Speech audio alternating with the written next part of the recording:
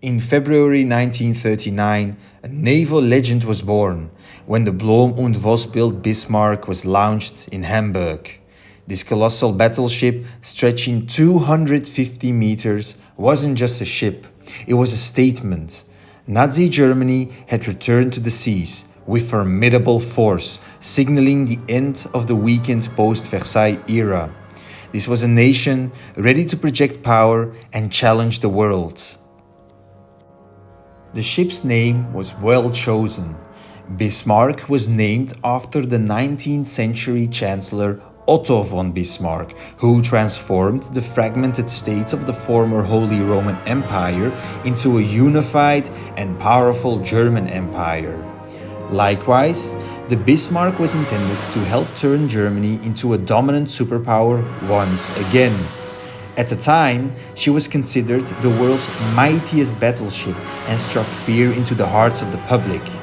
But did she live up to these claims? Let's first take a look at the ship itself.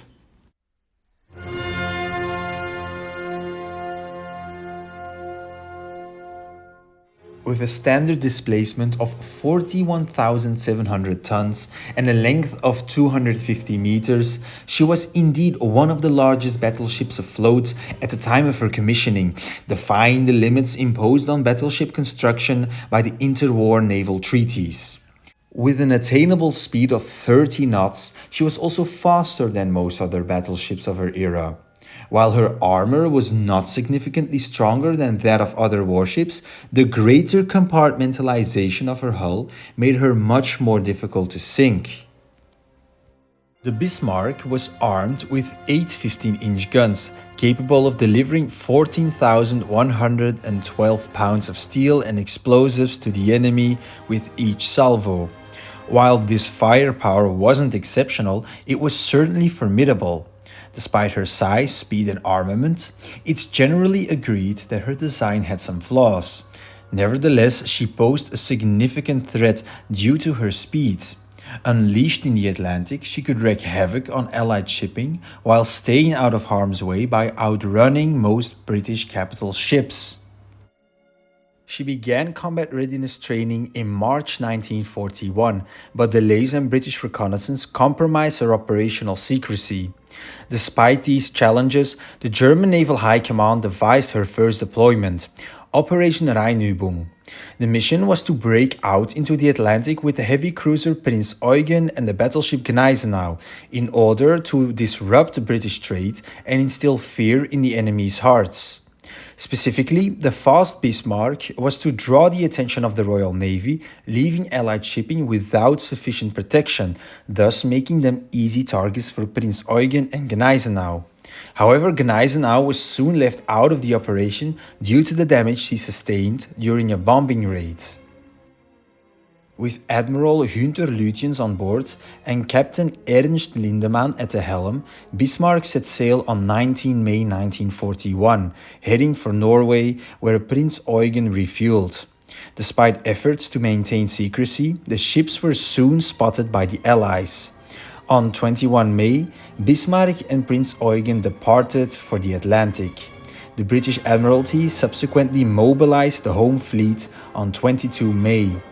Misleading intelligence led the Germans to believe that the Royal Navy had not yet made a move, but in reality, the Royal Navy was already focusing much of its efforts on tracking and engaging the Bismarck.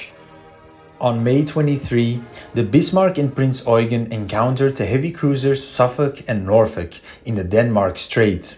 Bismarck fired on Norfolk, but the British ships retreated into the fog unharmed.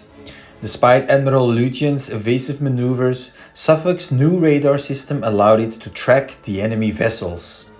With Bismarck's whereabouts now known, the Royal Navy was on high alert.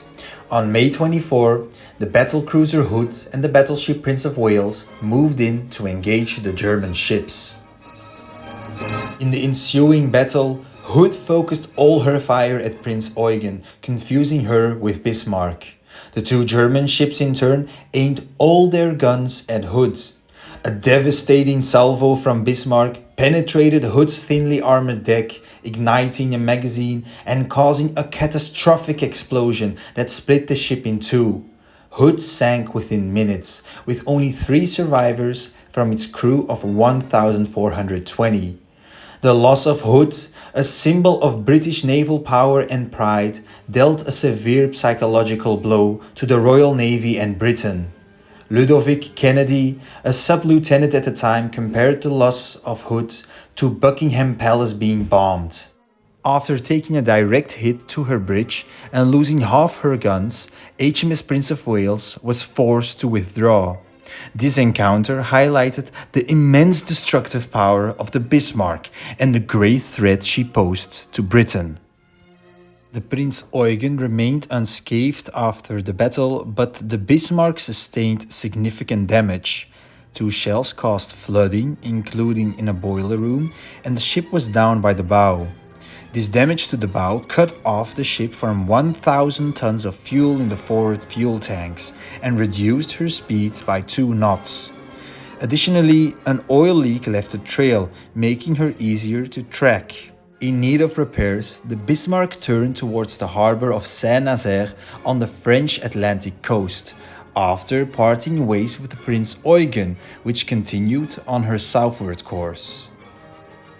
By now, over 40 British ships were out on the seas and ocean hunting the Bismarck, including battleships, cruisers, destroyers, and 2 aircraft carriers, Victorious and Ark Royal. Only one thing was on their minds: revenge for the Hood. Despite foul weather and distance, aircraft from the Victorious were able to track the Bismarck, and on May 24, her Swordfish biplanes attacked, with 1 torpedo hitting but causing minimal damage. However, the blast worsened existing leaks, and the Bismarck continued taking on water. She then slipped out of view once again. In the early hours of May 25, Lutyens attempted to outmaneuver the enemy by circling his ship and heading undetected towards Saint-Nazaire. Fortunately, he made the mistake of using his radio, alerting the British to his position. On May 26, a Catalina flying boat indeed relocated the Bismarck, prompting the Royal Navy to intensify their efforts. That afternoon, 15 swordfish from the carrier Ark Royal pursued the Bismarck, but in a mix-up mistakenly attacked the cruiser Sheffield. On May 26, the Swordfish biplanes from Ark Royal launched another attack on the Bismarck, this time hitting the correct target. Flying just 100 feet above the waves to evade anti-aircraft fire, they dropped 15 torpedoes. 2 struck the ship's armored hull with little effect, but a third hit the stern, damaging the steering mechanism. Unable to steer, the Bismarck was left circling in the stormy seas with no hope of repairs, and now a sitting duck for the Royal Navy. Lutyens, realizing the dire situation, signaled, "Ship unmaneuverable. We shall fight to the last shell. Long live the Führer." British destroyers attempted to attack but were repelled by Bismarck's superior guns. However, at dawn on May 27, 2 British battleships, the King George V and Rodney, closed in. Supported by the cruisers Norfolk and Dorsetshire, they unleashed a barrage of 2,876 shells over 90 minutes, gradually knocking out Bismarck's turrets. The battleship was now heavily listing, and her doom was imminent. Facing inevitable defeat, the crew scuttled the ship by setting charges and opening the flooding valves. Concurrently, Dorsetshire fired torpedoes, hastening Bismarck's sinking. Captain Lindemann and many crew members chose to go down with the ship. Of the 2,091 crew members aboard, only 110 survived, with most drowning after the ship sank. Rescue efforts by the British were cut short by a false submarine sighting. In the aftermath, 3 sailors were rescued by a U-boat and 2 others by the German ship Sachsenwald. The sinking marked a tragic end to one of the most feared warships of World War II, but it allowed the British to sigh with relief and relish their revenge on the ship that had sunk one of the nation's most beloved vessels, the Hood.